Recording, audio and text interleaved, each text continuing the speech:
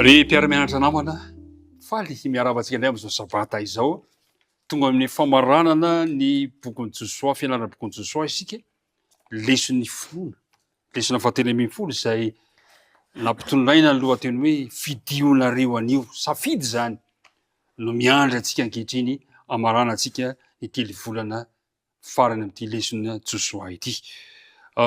Miaravantsika rehetra amin'ny toerana maro samihafa ihany ary tonoana mandrakariva ho anao sy ny ankonanao ny fiadanan'ny tompo. Andeha risika ankehitriny anomboka izao fotoana izao amin'ny alalan'ny vavaka. Vavaka ianao.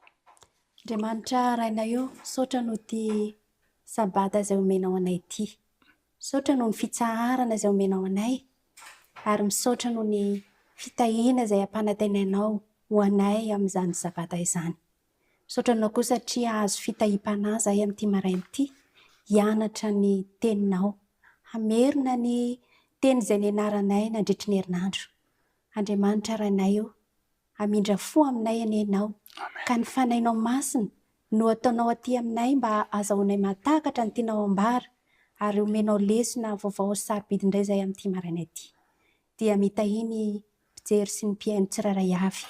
Ao feno ny fanainao masina koa izy ireo ka ahazo ny fitahim-panahy amin'izany teny izany.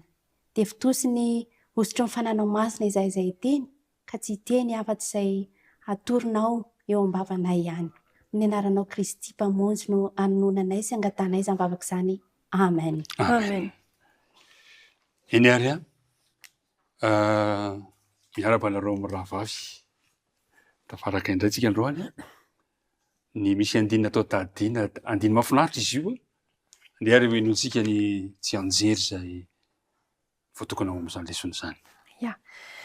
Lesona fahatelo ambin'ny folo fidionareo anio. Ny tsy anjery dia ao amin'ny Josoa toko faha 5:20 andininy fa azafady tompoko, ny tsy anjerintsika dia ao amin'ny Josoa toko faha 4:20 andininy fa 5:20. Nefa raha tsy sitrakareo ny hanompo an Jehovah dia fidionareo anio ary izay hodipoinareo, fa raha izao sy ny ankohonako kosa dia hanompo an Jehovah izahay. Sodra betsaka. Amin'ity androany ity dia hijery loha hevitra vitsivitsy isika. Amarana antsika ny bokon'ny Josoa izay fiafarana mahafinaritra no aty amin'ny mpamaranana. Bokon'ny Josoa zany dia miafara amin'ny toejahatra mahafinaritra indrindra.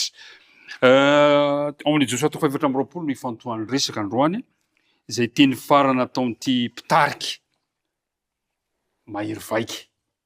Ifanantitra izy amin'izao fotoana izao, teny farany fananarana, taridalana, torohevitra, fampieriseretana nataony tamin'ny vahoakan'Andriamanitra, izay no resahantsika eto androany. Ary indro izy fananangona ny firenen'i Israely teo Sekema. Teo Sekema amin'ny Josoa toko 4:20 moa zany. Sekema mantsy dia toerana izay nitobian'ny Abrahama voalohany tao Kanana. Sekema ihany koa dia toerana nitobian'ny voalohany Jakoba tao Kanana. Ary Sekema ihany koa no nanaovan'i Josoa antso ny zanak'Israely mba hoe esorina eo aminareo avokoa ny andriamanin-kafa izay eny aminareo. Dia nandevenan'izy ireo ny andriamanin-kafa araka ny bokon'ny Genesis toko 5:30 no ahitantsika an'izany. Fa androany ny fizarana voalohany mba hitaritako an'izay tsika dia teny manao hoe teo ianareo ary teo isika. Rehefa nanao ny lahateny fananarana Josoa mantsy dia no eritrereto hoe tena teo tsika mianakavy. Ahoana mba fahitanao an'izay teny izay? Ny namako ato amin'ny ilako ato mba andeha asaiko miteny voalohany. Hitantsika moa eo amin'ny Josoa toko faha 4:20 manomboka eo amin'ny andininy faha 9 eo. Dia rehefa miresaka rehefa miresaka teo anatrehan'ireto zanak'Israely reto i Josoa dia mbetika izy manao hoe nirazanareo, mbetika izy manao hoe ianareo eo anelanelanareo, masonareo nahita. Raha fatiniantsika ny tantara nefa dia tsy ireo taranaka rehetra ireo no hoe nahita nanokafan'an-dranomasina mena, nahita an'ireo fahagagana maro tany anefitra, fa efa taranaka taty aoriana izy ireo. Kanefa ny fomba fijeren'i Josoa azy reto dia taranaka ray ihany, vahoaka anankiray ihany. Izany hoe zany lesona tsoahantsika eto zany dia izao, isaky ny zavatra tenenin'Andriamanitra zany a dia ho an'izay olona manatrika eo ny afatra. Na dia efa nomenana razana fahiny ary zany ilay afatra dia ho antsika ankehitriny Amin'izao ihany ora izao koa, amin'izao izy. ora izao ihany koa, matoa isika no manatrika an'ilay afatra sy maheno an'ilay afatra. Ka raha izay zavatra izay zany no teny teo zay zany no resantsika dia natao antsika rehetra. Tafiditra eo amin'ny fananarana Josoa io avokoa zany a, zay rehetra manatsofina aoka izy hiaino izay lazain'ny fanahy amin'ny fiangonana. Raha ny teny Jehovah amin'ny andininy fahatelo manao hoe andininy fahatelo manomboka amin'ny andininy fahadimy azafady, dia naniraka ny Mosesy sy Arona aho, dia nitondra anareo nivoaka aho, andininy fahafolo, dia namonjy anareo aho. Tsy ry zareo tany izay nataony izay, fa isika koa ankehitriny. Teo ianareo, teo isika. Ny afatra faran'ny Josoa zany le mpiara-mianatra ny sekoly sabata namana isany dia natao androany ary natao anao androany. Nisy antso koa nefa izay napetraka Josoa ho an'ireto vahoaka reto satria Josoa dia mahalala tsara momba ireo olona tarindreo. Fantany izy ireo rehefa mivoaka, fantany izy ireo rehefa miditra, fantany mitsiporiana reto vahoaka reto. Ary izay nanaovany antso hoe tandremo ny amin'ny fivadihana ity. Ahoana izay antso izay nataony Josoa izay? Antso rafaritana dia rososona no antso nataony Josoa, dia ny amin'ny fahitsiana sy ny fahamarinana. Tahaka ny nanasan'i Jakoba ny fianakaviany izay andevina ny Andriamanina. Alohan'ny hanavaozana ny fanekeny tamin'Andriamanitra tao Betela zany. Dia nanasa ny olona koa Josoa mba handao ny Andriamanina alohan'ny hanavaozana ny fanekeny amin'Andriamanitra. Ny fantanekena tiana petraka hoe fangambona nisy Andriamanitra ihany, Andriamanitra hafa ihany nentin'ireo vahoaka an'Andriamanitra niala tany Egypte. Mbola nisy ihany, satria raha tsy haivina nge ny tantara dia namorona omby lahy kely volamena, Andriamanitra izay nivavahany zareo tany Egypte. Mbola nisy foana zany ny fakany ngamba ny ilazana azy, na tsy fantatro, nisy tsy voavonotra tsara ve? Ry mpiara-mianatra namana mampieritreritra zany toe-javatra zany. Sanatria ve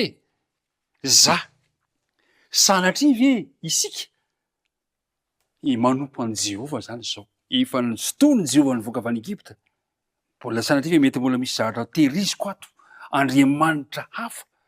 Inona ny antso nataony Josoa Zay ary? tsy maintsy manao ny safidy. Safidy zany. Vakitsika ilay Josoa toko 420 andininy 220. Hoy izy hoe, koa ankehitriny matahorany Jehovah ka manompo azy amin'ny fahitsiana sy ny fahamarinana.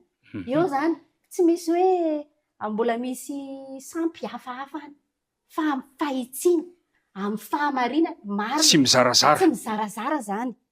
Dia ny toeny dia hoe ary ario ny Andriamanitra izay nitompony ny razanareo tany andafin'ny olo Efrata sy tany Egypta ka manompo any Jehovah. Tsy misy safidy zany eto, tsy maintsy misafidy na ho amin'Andriamanitra na ho amin'ny sampy zany. Dia eto ilay faharoa hoe ny fahatahorana, matahorana Andriamanitra. Ny dikan'ilay matahotra an'Andriamanitra mantsy dia hoe maneho fanajana lalina azy zany izay tsy manapetra, lehibe noho izao, ary manaiky ho tompo, manaiky ho mpanjaka eo amin'ny fiainako, eo amin'ny fiainany tsirairay avy. Ny manarak'izay dia izao hoe le fahamarinana izay matahotra an'Andriamanitra, maneho zany fanajana, dia amin'ny fahatsoram-po koa manompo an'Andriamanitra amin'ny fahatsoram-po, zany hoe Am'ilay fahitsiana zany io. fahitsiana zany io. Tsy misy kilema tahaka ny fanatitra anankiray izay natolotra. Fanatitra tsisy kilema amin'ny fahatsoram-po. Zany hoe manompo an'Andriamanitra fahamarinana zany dia zao hoe tsy mivadika ihany koa. Miendri-pitokisana ary misaraka tanteraka amin'izay mety ho tsy tonga antsika hatahotra an'Andriamanitra na hanaja an'Andriamanitra na hitoky amin'ny zavatra hafa, fa tena hitoky tanteraka amin'Andriamanitra irery ihany. Izay ilay voalaza tetsy ambony hoe ho mpanjaka, ho tompo sy Andriamanitra mihitsy zany. Dia metaka fanontaniana aminareo mirahavavy aho anatin'izay zavatra izay hoe ahoana moa zany ny tena isehon'ity ilay hoe, satria maro fa voalaza kely toy ihany izy ity hoe le fatahorana an' Jehovah. ahoana ny tena ampiaran'ny mpanaraten'Andriamanitra hoe fatahorana any Jehova, fa maninona Jehova natahorana? Ya, misy karazany roa moa zany le tahotra raha ny voambolantsika malagasy no resahana. Misy le tahotra hoe miororo de mandositra, misy indray le tahotra anankiray asesiky ny fanajana. Ka ity fatahorana ny Jehova resahantsika ity de le fanajantsika an'Andriamanitra zany. Nahoana moa tsika ny tokony ho atahotra ny Jehova sy hanaja azy?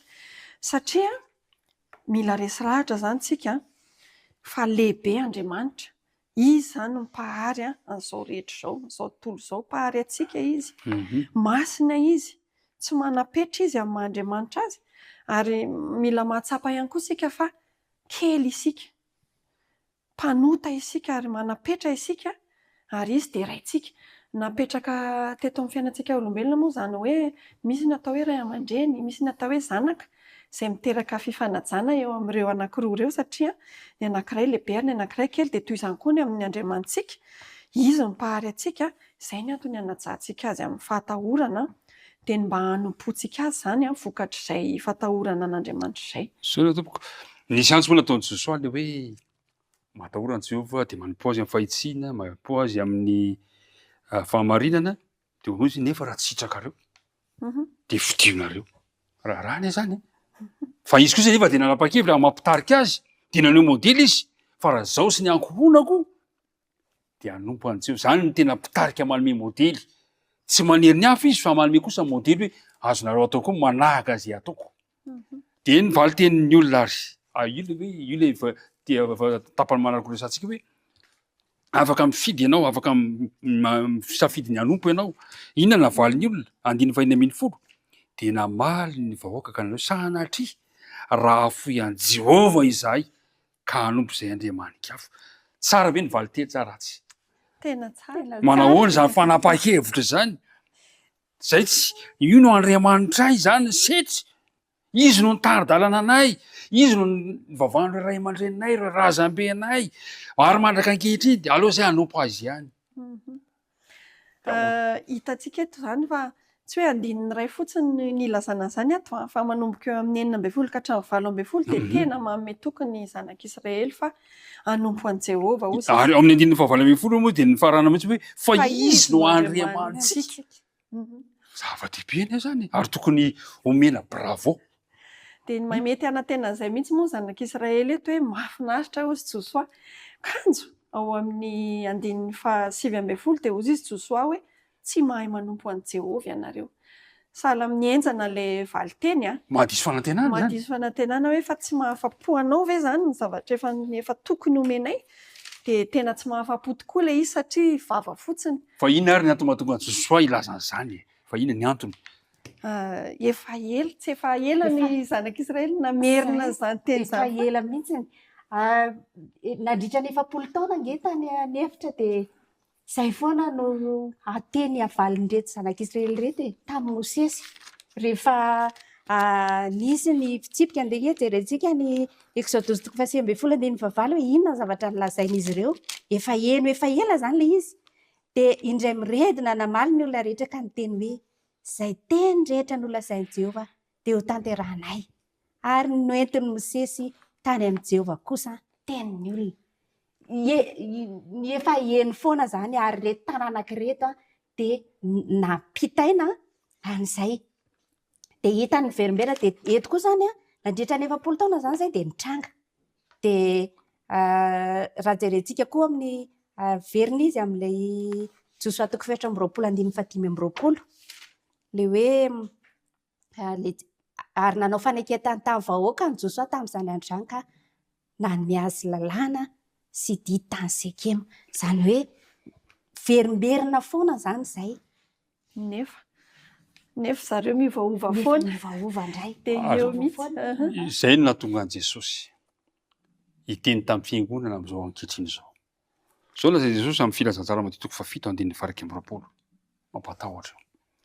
Tsy izay rehetra manao amiko hoe tompoko no hiditra ny fanjakana lanitra.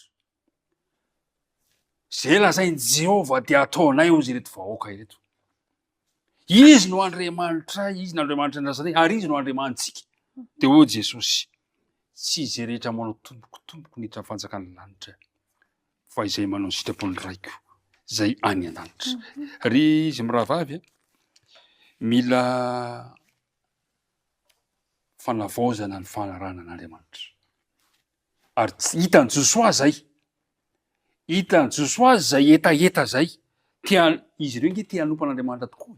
Fa saingy izao, loza mananontany ary tena toy ny hoe raiky tapisaka ao anatin'ny olona, ny voajanahary amintsika olombelona zany dia tsy ny fianonan'Andriamanitra. Mampanota antsika. Zay. Fa hitany Josoa zay zavatra zay dia io Josoa nanao an'ilay hoe andeha ho avaozina ilay fanekena. Ahoana ny zavatra nataon'Andriamanitra tao anatin'izay toy zavatra izay. Jerentsika ny Josoa toko 420 dia leo amin'ilay 420 dia hoy vahoaka tamin'i Josoa, Jehovah Andriamanitray no tomponay ary feony no henonay.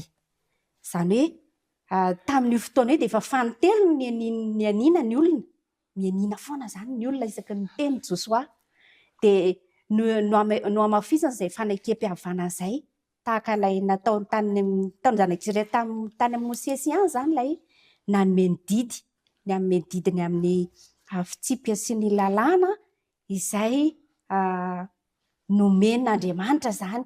Dia mbola nanao fanekena ihany eo amin'ny 520 hoe ary nanao fanekena tamin'ny vahoaka Josoa tamin'izany andro izany ka nanome azy ny lalàna sy ny didy tany Sekema. Eo zany ilay hoe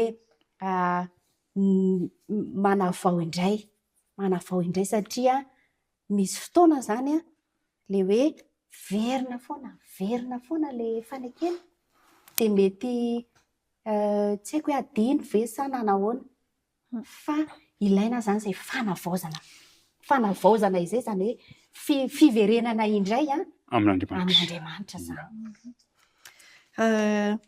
Eo amin'ny andininy farany moa ao amin'ny lesontsika ao amin'ny pejy 330 dia misy hoe izao zany tena antony nampatonga ny Josoa entitra tahak'izay dia izao efa tsapany efa fantany ny fiovaovan'ny reto taranaka ireto dia izao tokony ho tsapan'ny Israely hoy izy ato fa tsy hainy ny olombelona ny manompo an'Andriamanitra amin'ny herin'ny tenany. Eo zany ilay tsy ambaratelony amin'ity zavatra hoe fanavaozantsika ny fanekentsika am-bava ity, tsy haintsika akoriny ny manompo an'Andriamanitra amin'ny herin'ny tenantsika. Tsy amin'ny fanarahana ireo zavatakian'ny fanekena no atotosan'ny olona amin'ny fanompona an'Andriamanitra fa amin'ny alalan'ny fifandraisany manokana amin'ilay tompo mpamonjy. Ary izay no nahatonga ny Josoa hoe naka vato izy dia nosoratana lalàna, nanangana teo izy ary lazainy fa io no vavolombelona amintsika. Tandre maro mivadika an'io. Neo faranantsika ary ny tantaran'ny bokon'i Josoa. Ny bokon'i Josoa dia tena tsara fiafarana. Manomboka amin'ny 19 inona moa ny zavatra mitranga? Ny nahafatesan'i Josoa sy Eleazara ary nandevenana ny taolan'ny Josefa. Inona ilay izy mirahavavy no azo lazaina ny amin'ity tantara ity ny amin'ny famaranantsika ny bokon'i Josoa. Arak'ilay teny teo hoe fiafarana mahafinaritra. Kanefa misy fampisaintsainana koa rehefa avy eo ao anatin'izany fiafarana tantara izany. Tsara fiafara. Raha jerena dia hoe tsara fiafara kanefa mety misy zavatra mampalahelo azy satria fahafatesana ilay fiafarana.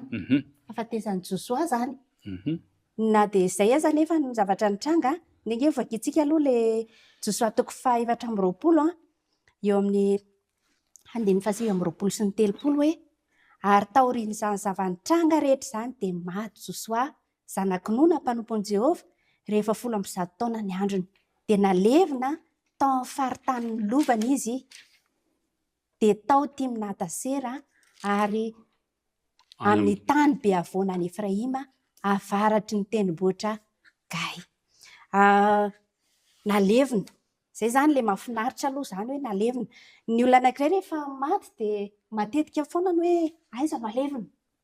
Dia hoe alevina any amin'ilay tanin-drazana. Izay zany ilay mahafinaritra eto tonga ao amin'ny tanin-drazana.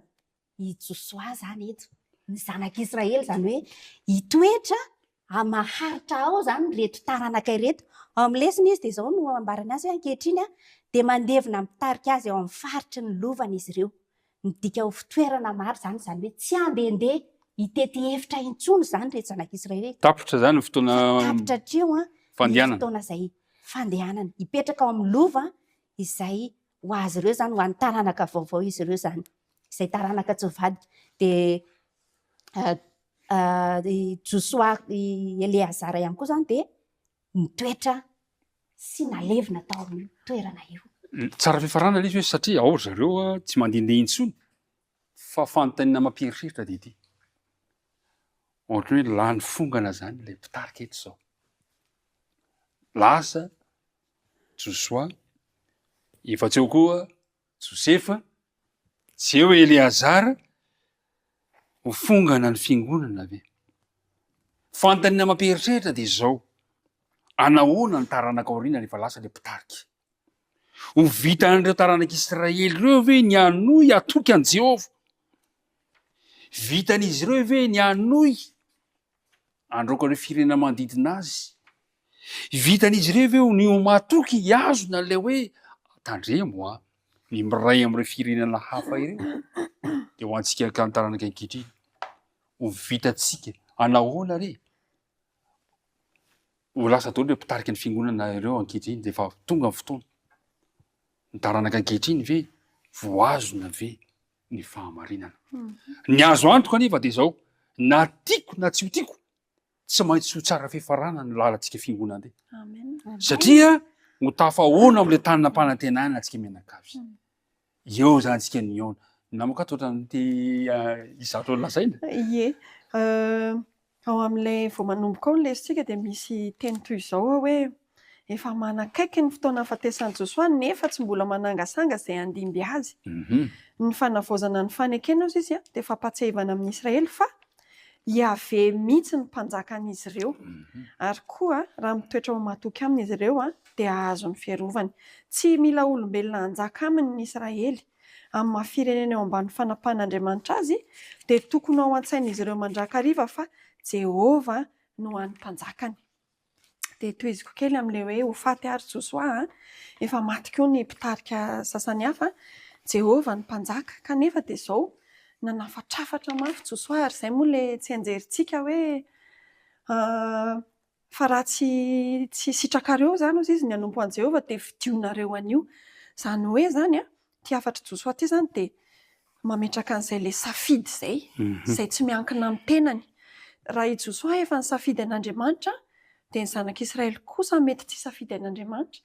Raha ohatra hoe za zao mpampianatra ny lesona ny tenin'Andriamanitra ka mahafantatra tsara ny fahamarinana kanefa mety tsy ho izay ny zanako, mety tsy ho izay ny olona ampianariko. Midika zany fa tsy ny fananantsika mpitarika endry na hoe amin'ny mazanaka pastora na mpitandrina antsika na olom-pivavahana antsika no mety ahavoavonjy antsika na no mety ahatsara fa ny safidiny tsirairay avy. Safidiko manokana. De zay mihitsy no mampipetraka an'ilay hafatra Josoa hoe fidionareo an'io ary zany hoe miankina amin'ny tsirairay zany ilay izy. Ry mpiara-mianatra namana any amin'ny toerana rehetra izay andrenesanao zao hafatra izao, any amin'ny toerana rehetra izay ianaranao ny ten'Andriamanitra izao, azonao ataony manapa-kevitra androany misafidy. Satria ny Andriamanitsika dia Andriamanitra ny lavitra ary Andriamanitra ny akaiky ny Andriamanitsika. Josoa dia efa niady tsara izy. Efa natanteraka ny fihazakazahany tahaka ny Paoly i Josoa. Ny tsy ambaratelon'i Josoa dia izy nifikitra mandrakariva tamin'Andriamanitra ary nilazainy ampahabe-maso toy ny hatrehan'ny zanak'Israely fa raha izao sy ny ankohonako dia hanompo an'i Jehova izahay. Ary mpiara-mianatra namana isany mba tokony izany koa no ataontsika hiady ny ady tsara ny finoana. Resaka ra-panahy izy ity. Izy miravavy farana ny lesona. Inona re mba teny mahafinaritra mba hoentinareo mba azonao lazaina amin'ireto mpiara-mianatra amintsika amaranana ny 3 volana ny arahantsika tamin'ny bokon'i Josoa leson'ny finoana izao. Safidy roa no mipetraka. Na hiandany amin'Andriamanitra na tsy. De lesona mahafinaritra zany amin'ny Josoa de fidionareo an'io ary. Ho fidiko an'io. Hiandany amin'iza. Ho sitrako ve ny hanompo an'i Jehova sa tsy hanompo azy. De eto hoe izaho hoy Josoa izaho sy ny ankohonako kosa dia hanompo an' Jehovah izahay. Tiako raha mba ho tanteraka amintsika tsirairay avy zany safidy tsara izany dia ny hanompo an' Jehovah. Amen. Mifanohy amin'izay ihany koa moa ny teny farany izay tiako atao amintsika ao amin'ny lesona fizarana farany ao dia misy teny toy izao mba mifaniriany Josoa hoe niriany Josoa fatratra zany ny ahita fanavaozana tanteraka teo amin'ireo vahoaka Hebreo. Fantany fa raha tsy manapa-kevitra ny hanompo an'i Jehovah amin'ny fony rehetra izy ireo dia no hiataka aminy hatrany. Tsara koa zany mba ho faniriantsika izany ho amin'ireo taranantsika, ho amin'ireo zanantsika dia ny faniriantsika fatratra ahita fanavaozana eo amin'ireo malalantsika ireo zany mba tsy hiala amin'i Jehovah izy ireo dia mba ho tahian'Andriamanitra ny ankohonantsika tsirairay. Amen. Ry mpiara-mianatra namana, ny teny farana izay ampitaiko amintsika kosa dia amin'ny bokin'i Josoa 4:20 ka ny 9:1-3. Hoy izy hoe ary nanompo an'i Jehovah ny Israely tamin'ny andro rehetra niainan'i Josoa sy tamin'ny andro rehetra niainan'ireo olona izay velona tao aorianan'i Josoa ka nahalala ny asa rehetra izay nataon'i Jehovah ho an'i Israely. Tiako ambara dia izao hoe ingeny ho tohizantsika ny fanompoana an'Andriamanitra. Andao ho tohizana ny dia tsy mifarana isika raha tsy amin'ilay tany nampanantenaina. Ka hiampiandrasana an'izany dia samy mba hiezaka ny azona sy halala an'Andriamanitra ilay tompo sy mpanjakantsika isika. Misaotra anareo amin'ny rahavavy niaraka teto androany misaotra antsika rehetrarehetra tany amin'ny toerana maro samihafa. Ny fiadanan'ny tompo mandrakariva dia ho amintsika tsirairay avy. Andeho faranantsika mibavaka ary izao dinika izao. Andriamanitra ray be fitiavano, misaotra anao izahay tamin'ny fotoana rehetra nomenao anay nafahanay nandinika ny bokin'i Josoa ka nandraisanay lesona sarobidy tamin'ity androany ity dia ny amin'izay safidy tokony ho raisinay ary ny amin'izay mety ho fiafarany ny fiainan'ny tsirairay avy eo amin'ny ady tsara ny finoana. Ampio ary izahay mba hisafidy anao ary ampio izahay amin'ny herin'ny fanenao masina mba hanohy ny ady tsara ny finoana, hanohy ny fihazakazahana izahay ka dia mba ho tehirizina ho anay ihany koa ny satroboninahitry ny fiainana. Dia mitahihana tsirairay avy, mitahia ny mpiara-mianatra rehetra, ny vavaka tonoana isakatana amin'n'anarana Jesosy. Amen.